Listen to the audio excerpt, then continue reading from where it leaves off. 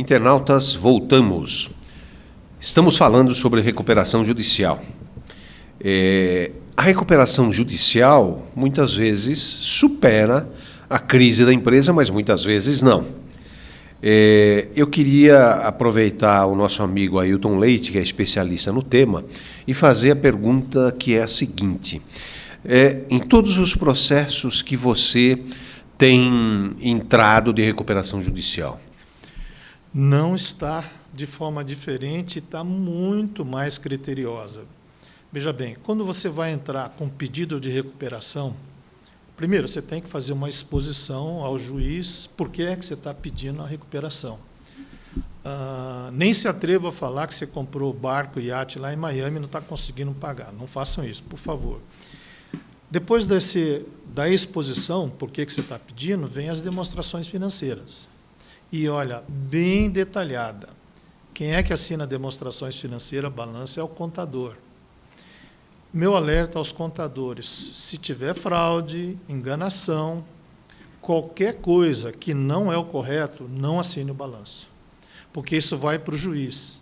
E o juiz vai questionar, porque ele pede muita informação, e credores vão questionar e, às vezes, vão contratar consultorias especializadas.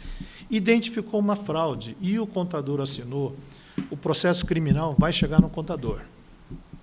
Vai chegar e está cada vez pior essa abertura de isso passar. Está diminuindo, a tecnologia evoluiu.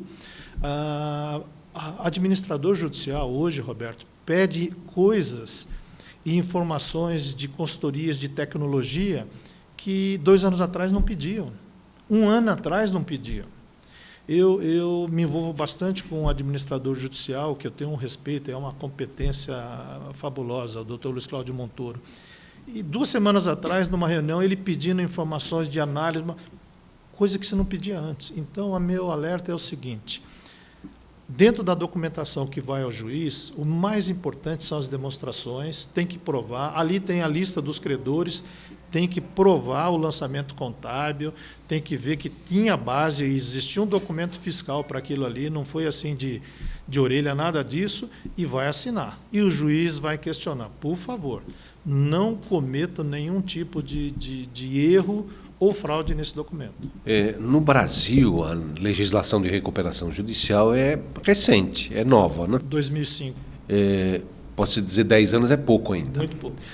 Mas o que a gente tem observado é que somente de 20% a 30%, sendo um pouco otimista, tem conseguido realmente, depois do final do processo, acontecer a recuperação. O que você justifica por esse percentual tão baixo? O que está acontecendo? Não estamos preparados ainda? Olha, eu acho que é de tudo que você falou um pouco, né? Quando você entra, segue todo o ritual, e você diz que você deve 1 milhão para tal empresa, e essa empresa, na contabilidade dela, você deve 1,5 milhão. Então, já começa uma contestação. O seu número é um e o seu credor diz outro. E aí vem as discussões jurídicas e isso demora, né? Você, antigamente, na concordata, o juiz é que assumia e definia. Agora não, são os credores. E aí você vem com todo tipo de credor, são 4 classes, né? E cada um com o seu preparo. Tem credor que também não conhece muito bem a RJ, então ele já acha que ele tem que receber na frente e por aí vai. Esse processo todo ele é um pouco demorado. Isso é o que você estava falando das RJs esse ano. De janeiro a julho desse ano, nós tivemos pedidos de recuperação judicial maior do que foi o ano passado inteirinho. E desse pedido, quase 1.100 RJs, menos de 20% foram aprovadas. Aprovadas pelos... Quando a gente fala aprovada, não é deferido. Deferido o juiz defere. É quando os credores, na Assembleia Geral dos Credores, aprovam o seu plano. Menos de 20%. Tem um estudo da pesquisadores americanos, a gente copiou muito um pouco da lei americana, essa nova de recuperação judicial.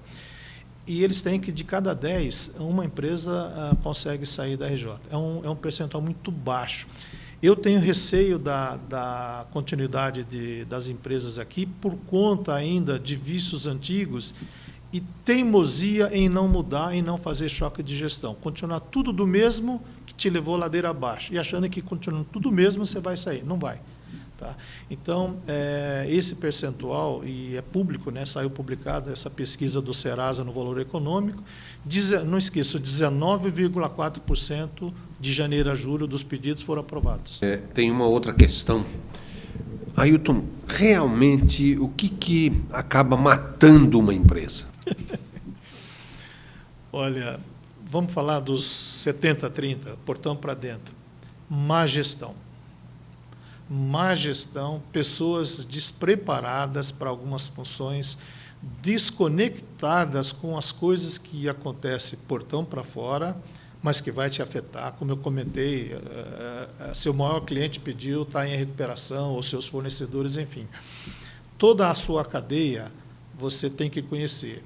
E mais ainda, Roberto, às vezes a falta de comunicação interna.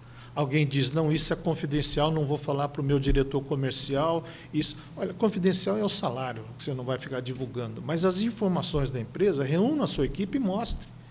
E, às vezes, comenta com eles uma decisão que você vai tomar. É capaz de você ouvir a equipe falar, não faça isso é loucura, tem que saber ouvir. E tem muito gestor, muita empresa ainda familiar que não aceita ouvir um não ou uma contrariedade. Não deixa. Quem é contra, eles acabam tirando. Quem é a favor e agrada, fica. E vai dar no que dá. Esse é um dos maiores problemas que eu vejo.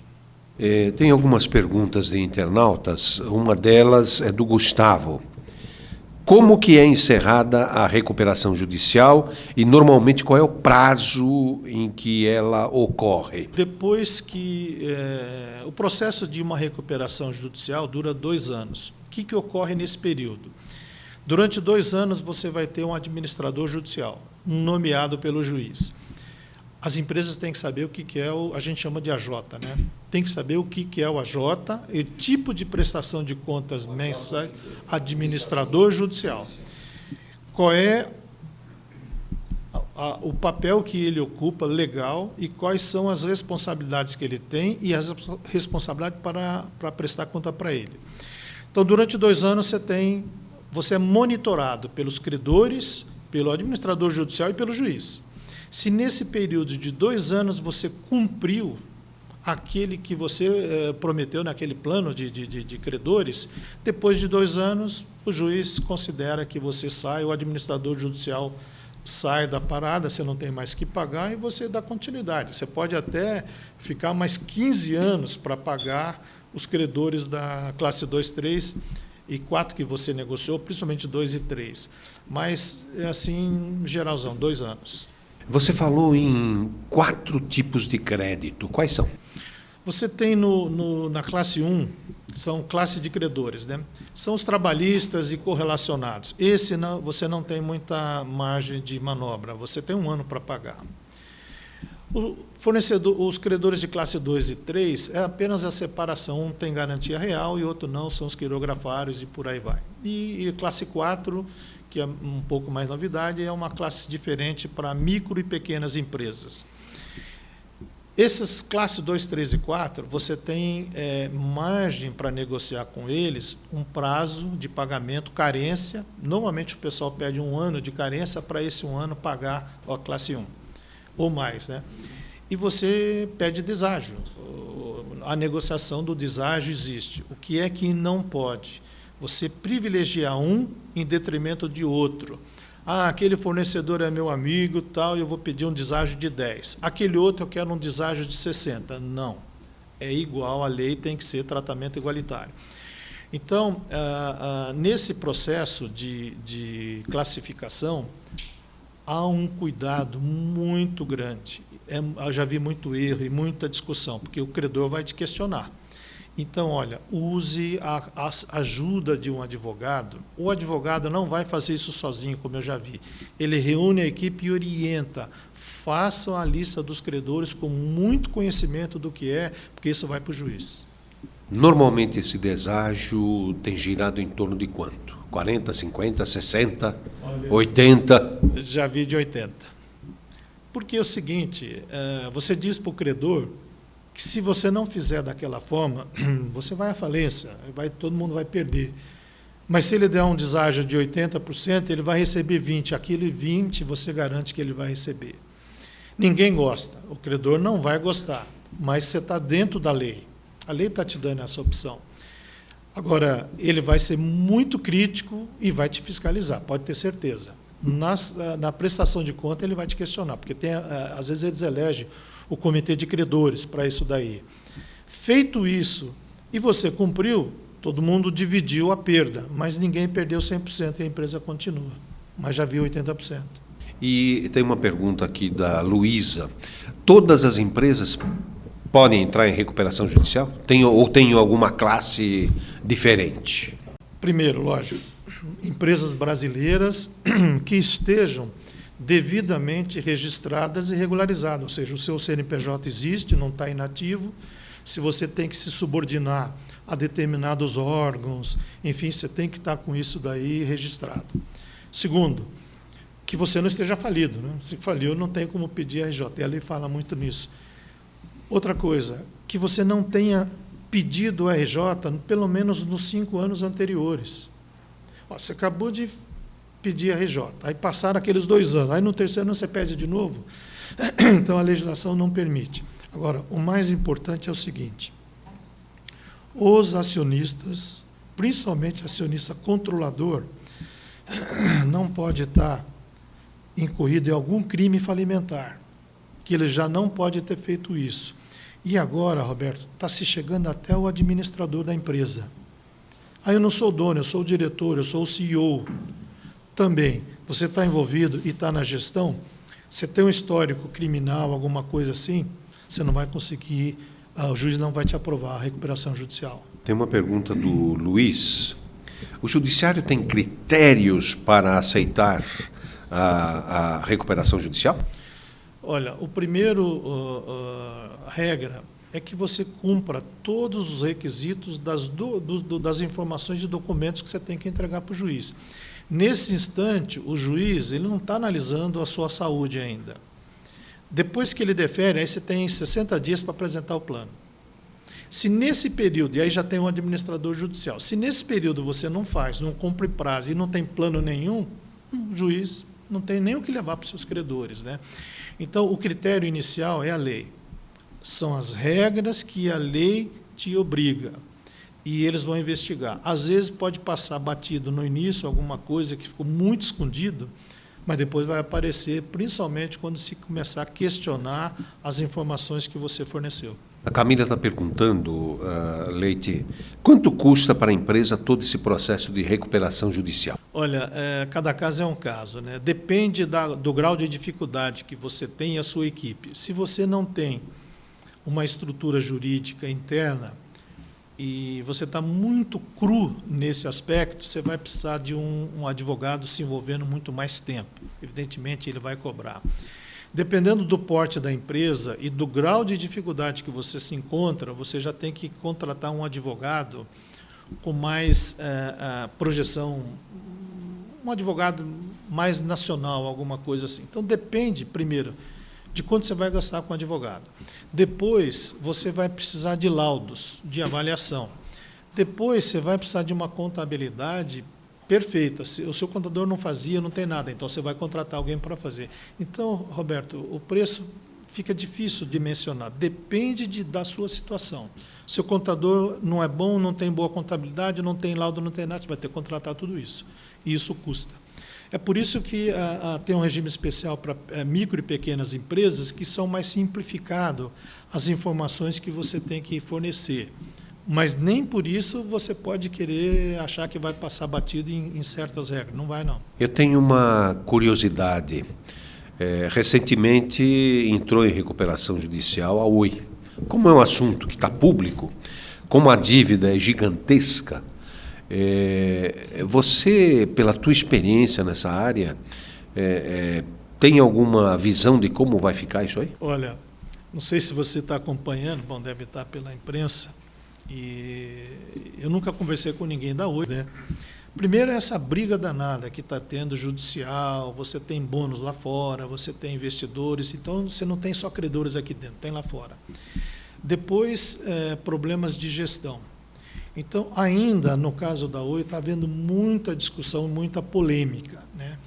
Eu acho que na hora que essas coisas todas se resolverem e um plano de recuperação, enfim, a coisa acontecer, pode ser que tenha chance, porque o impacto dessa empresa no Brasil é muito grande, é maior, nós somos recordistas, né? A maior RJ que nós já tivemos no país.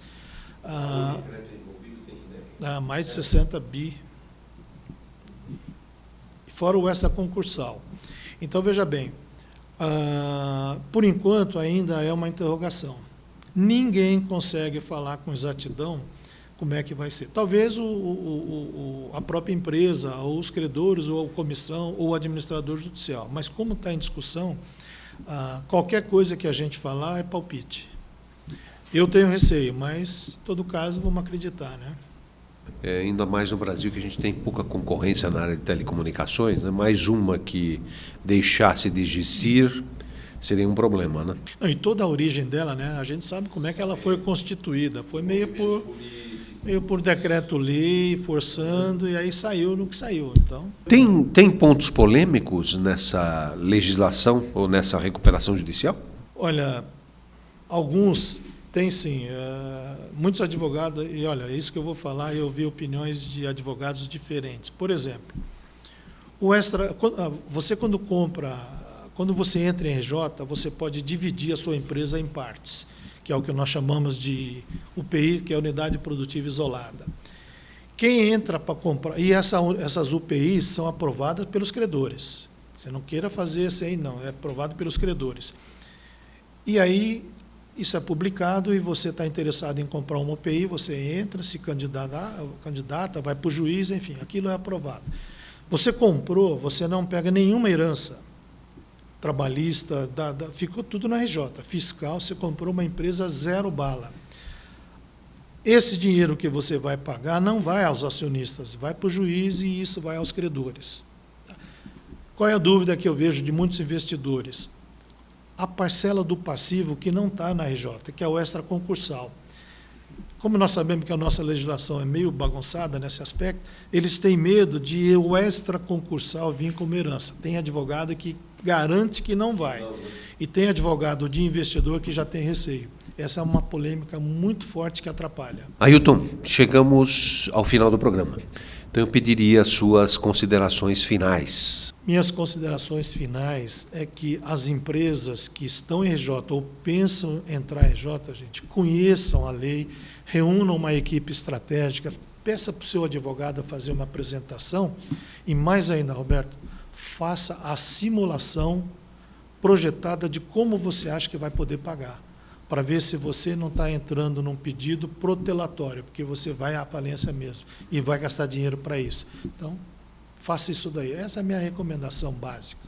Ailton Leite, muito obrigado. A ANEFAC agradece. Caros internautas, a ANEFAC promove uma série de eventos. Consulte em nosso site esses eventos, participe, www.anefac.com.br. Um grande abraço.